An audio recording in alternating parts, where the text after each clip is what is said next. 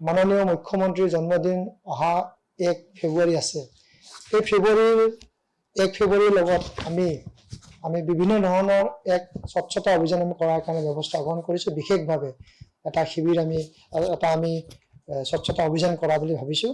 যি আমি গুৱাহাটী স্বচ্ছতা অভিযানত যিখিনি বস্তু অন্তৰ্ভুক্ত হোৱা নাই, এক বিশেষভাৱে স্বচ্ছতা অভিযান কৰিছোঁ। স্বচ্ছতা 3 দিন, 3 দিনীয়া কাৰ্যসূচী আমি কৰিব বিচাৰিছোঁ। প্ৰথমতে আমি 30 তাৰিখৰ পৰা 1 তাৰিখলৈ যেটো আমি কৰিম। প্ৰথম দিনাখন আমাৰ 30 তাৰিখে আমাৰ গুৱাহাটী পৌৰ নিগমৰ অন্তৰ্গত আমাৰ যিখিনি আমাৰ বজাৰ হাট আছে, আমাৰ প্ৰায় 9খন বজাৰ হাট আছে, সেই বজাৰ হাটখিনি আমি চাফ চিকুণ কৰাৰ কাৰণে আমি ব্যৱস্থা গ্ৰহণ আমি কৰিম। ইয়াৰ লগে লগে আমাৰ ৰাজহুৱা শৌচালয় প্ৰায় 100টাতকৈ অধিক আমি গুৱাহাটীত ৰাজহুৱা শৌচালয় আছে।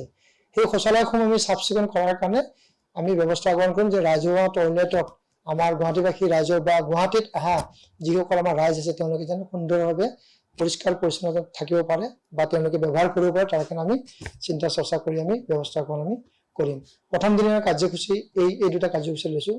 দ্বিতীয় দিনৰ 31 তাৰিখে আমাৰ যিহেতু বিভিন্ন ধৰণৰ আমাৰ গুৱাহাটীত আমাৰ মহৎ লোকসকলৰ প্ৰতিমূৰ্তি আছে, সেই প্ৰতিমূৰ্তিসমূহ আমি বিভিন্ন ক্ষেত্ৰত কিবা উৎসৱ পৰমত বা স্বাধীনতা দিৱস উপলক্ষে আমি চাফ চিকুণ কৰোঁ। কিন্তু দেখা যায় যে বহুখিনি প্ৰতিমূৰ্তি তেনেধৰণৰ চাফ চিকুণতাৰ অলপ অভাৱ আছে। সেইখিনি আমি এই জন্মদিনৰ লগত সংগতি ৰাখি আমি যিসকলৰ ব্যক্তিৰ মহৎ লোকৰ ব্যক্তিৰ আমাৰ প্ৰতিমূৰ্তি আছে সেইখিনি চাফ চিকুণ কৰি তেওঁলোকৰ প্ৰতিমূৰ্তিত মাল্যতৰ্পণ কৰি চাকি বন্তিৰে তেওঁলোকক আমি সুন্দৰভাৱে ৰখাৰ কাৰণে আমি চেষ্টা এটা গ্ৰহণ কৰিম।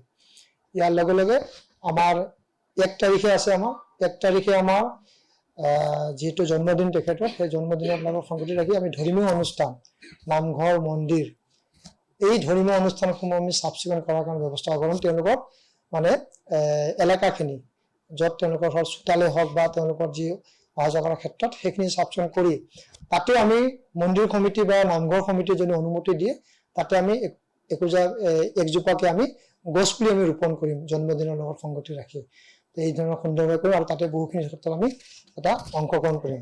ইয়াৰ লগে লগে দুপৰীয়া ভাগত আমাৰ যিসকল আমাৰ স্বচ্ছতা কৰ্মী আছে বা স্বচ্ছ বন্ধু আছে আমাৰ, সেই বন্ধু সেইজনৰ লগত আমি দুপৰীয়া এসাঁজ আমি গ্ৰহণ কৰিম। আমাৰ যিহেতু ডিভিজন 6টা আছে, 6টা ডিভিজনতে 6টা ঠাইত আমি স্বচ্ছ কৰ্মীসকলৰ লগত আমি মত বিনিময় কৰি তেওঁলোকৰ লগত এসাঁজ আমি খাম। আৰু ইয়াতে আমাৰ মাননীয় মন্ত্ৰী জয়ন্ত মল্ল বৰুৱা ডাঙৰীয়াও উপস্থিত থকাৰ কথা আছে আৰু তেওঁলোকে থকাৰ কাৰণে চেষ্টা কৰিব।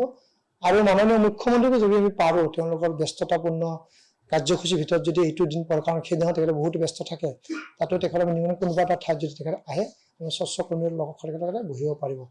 আৰু এইখিনি আমাৰ প্ৰতিগৰাকী কাউন্সিলৰে আমাৰ ডিভিজন ৱাইজ তেখেতে যাব আৰু উপস্থিত কৰিব। এনেধৰণৰ মাননীয় মুখ্যমন্ত্ৰীৰ জন্মদিনৰ আমি শুভেচ্ছা জ্ঞাপন কৰি লগতে গুৱাহাটীবাসী ৰাইজৰ সেৱাৰ মানসেৰে এইখিনি কাম কৰাৰ কাৰণে ব্যৱস্থা গ্ৰহণ কৰিছোঁ স্বচ্ছতা 3 দিন বুলি। তো এই ধৰণৰ কামেৰে আমি আগুৱাই যাব বিচাৰিছোঁ।